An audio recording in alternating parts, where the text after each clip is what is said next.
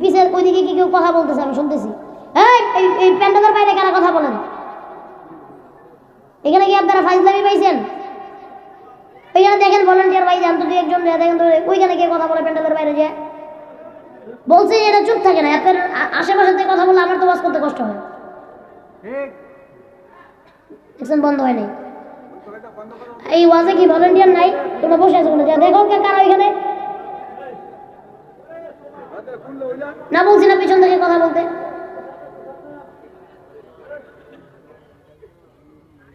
আপনারা একটু শান্ত হন। বাংলাদেশের সব থেকে বেশি ঠান্ডার এলাকা হইল পঞ্চগড়, ঠিক কিনা? পঞ্চগড়ের পাশেই নেপাল, পঞ্চগড়ের পাশে ভারত, পঞ্চগড়ের পাশে ভুটান, পঞ্চগড়ের পাশে চায়না।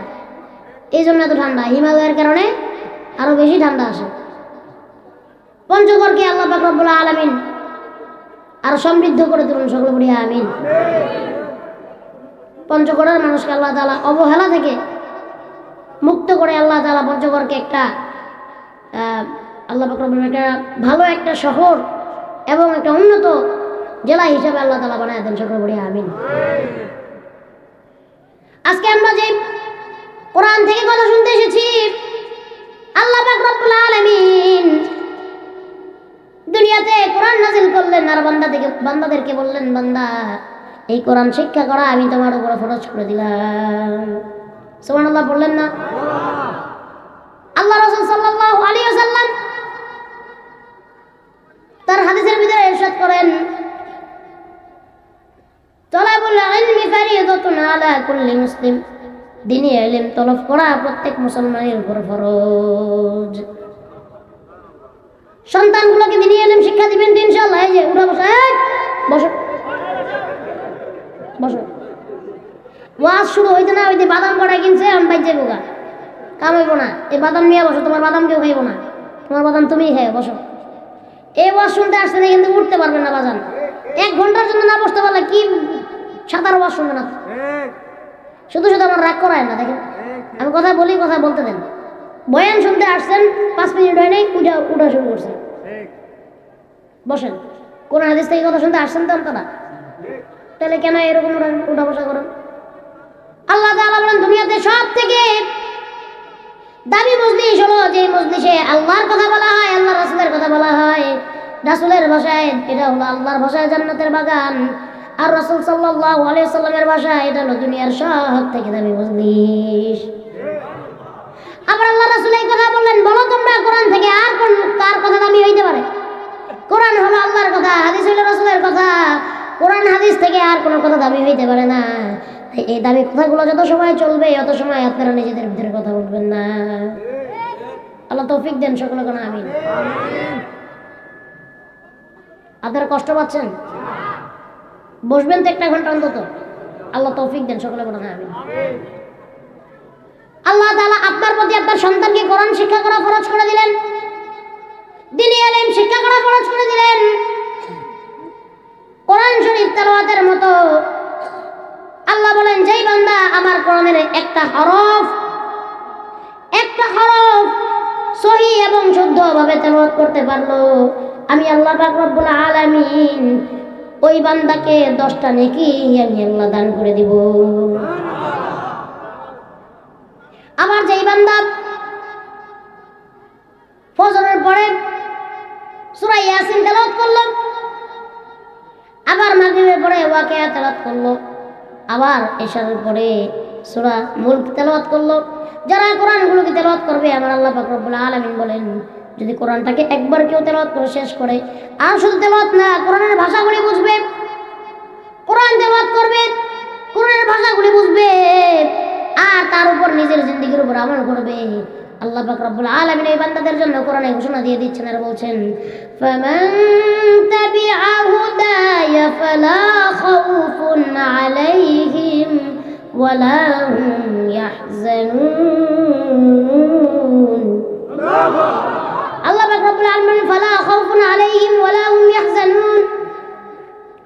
যেই বান্দা কোরআন দিয়ে নিজের জিন্দেগিকে পরিচালনা করবে, যদি কোনো বান্দা তার জিন্দেগিকে কোরআন দিয়ে পরিচালনা করে, যদি কোনো সমাজের মানুষগুলি তার সমাজকে কোরআন দিয়ে পরিচালনা করে, কোনো দেশের মানুষ তার দেশটাকে কোরআন দিয়ে পরিচালনা করে, আমি আল্লাহ ঘোষণা দিয়ে দিলাম ওই দেশের মানুষের মনে আর চুরির ভয় থাকবে না, রাহাজানির ভয় থাকবে না, ছিনতাইয়ের ভয় থাকবে না।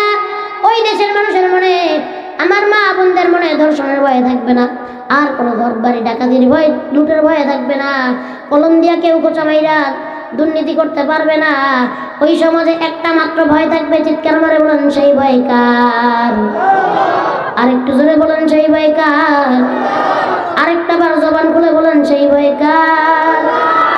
আল্লাহ বলে বান্দা, যেই বান্দা কোরআন তেলাওয়াত করলো সে তো নাকি পাবে, আবার যে কোরআনকে বুঝে পড়লো, তাফসীরগুলো, অর্থগুলো, ব্যাখ্যাগুলো বুঝে পড়লো এবং নিজের জিন্দেগিকে কোরআন দিয়ে সাজাইলো, কোরআনের আমলগুলো নিজের জিন্দেগিতে করলো, আমি আল্লাহ পাক রব্বুল আলামিন ওই বান্দার আর কোনো টেনশন থাকবে না। সব টেনশন থেকে আমি আল্লাহ তাআলা ওই বান্দাকে মুক্ত রাখবো এবং এর বদৌলতে এবং আমি আল্লাহ তাআলা তার উপরে খুশি হইয়া তার জিন্দেগির গুনাহ কথাগুলি মাফ কইরা দিব। আসেন, এই জন্য আমরা সব হুজুররা ওয়াজ করি আর বলি, সন্তানটাকে কোরআন শিক্ষা দেন, সন্তানটাকে কোরআন শিক্ষা দেন। কেন কোরআন শিক্ষা দেন? সন্তানটাকে কেন মাদ্রাসায় পাঠান? ওই পিছের ওইদিকে কি কেউ কথা বলতেছে, আমি শুনতেছি। এই প্যান্ডেলের বাইরে কারা কথা বলেন? এখানে কি আপনারা ফাইজলামি পাইছেন?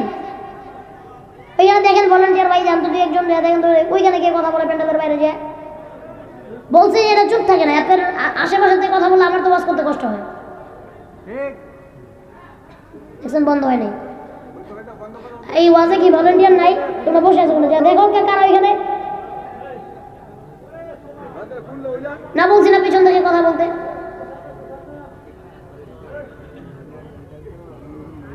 আপনারা একটু শান্ত হন।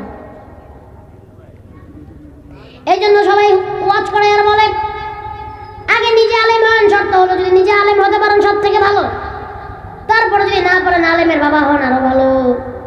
যদি তাও না পারেন ভাইয়ের ছেলেকে আলেম বানান, বোনের ছেলেকে আলেম বানান। তাও যদি না পারেন নিজের গোষ্ঠীর ভিতরে একজনকে আলেম বানান। তাও যদি না পারেন আপনার আশেপাশের মাদ্রাসায় গরিব এতিম ছাত্র যারা লেখাপড়া করে তাদেরকে আলেম বানান। এটা করলে একটা ফায়দা আছে ইনশাআল্লাহ। আমরা এটা জানতে থাকবো আস্তে আস্তে ইনশাআল্লাহ। ওর সামনে আগাবে এবং আমরা তাফসীরগুলো জানবো। আল্লাহ তাআলা তৌফিক দেন, সকলে বলেন আমিন। কেন কথাগুলো বলি জানেন? এই বর্তমান অবস্থায় কেন আমরা সন্তানদেরকে মাদ্রাসায় পড়ানোর কথা বলি, কেন কোরআন পড়ানোর কথা বলি? কোরআন তেলাওয়াতের সওয়াব কম না বেশি? কোরআন তেলাওয়াতের মতো, কোরআনকে বুঝে পড়ার মতো সওয়াব আর অন্য কিছুর ভিতরে নাই। এই ঘোষণা আল্লাহ রাসূল সাল্লাল্লাহু আলাইহি ওয়াসাল্লাম দিলেন, হাদিসের ভিতরে বললেন, ইরশাদ করলেন, আফদালুল ইবাদাতি তিলাওয়াতুল কুরআন। কোরআন শরীফ তেলাওয়াত সর্বোত্তম ইবাদত। আপনাদের মুখ দিয়ে কিছু সুবহানাল্লাহ আসলো না? দেখছেন আপনারা এই যে উশৃঙ্খল করেন, আমি না করছি কথা বলতে না। আপনারা কি বিরক্ত হচ্ছেন আমার কথায়? আমি কিন্তু আপনাদের কথায় বিরক্ত হচ্ছি। আমি বলছি না কথা বলবেন না, নিজেদের ভিতরে কোনো নাই, কোনো কথাবার্তা নাই। এক জায়গায় দাঁড়ায় মিটিং করেন না, বসেন সব, বসেন। এই যুবকরা বসো, বসেন ভাই, এবার বসেন। এত সময় বলি নাই, বসেন। জায়গা আছে, খারাপ দেখেন কেন? এটা কোন আদব? বসেন, বসলে কি সুন্দর হয় বিষয়গুলো। আবার ওই চুপি চুপি ওটা তল দিয়ে বলা যায় না, আমি কিন্তু দেখবো। লগেই তো এই যে পর্দার ভিতর দিয়ে ঢুকে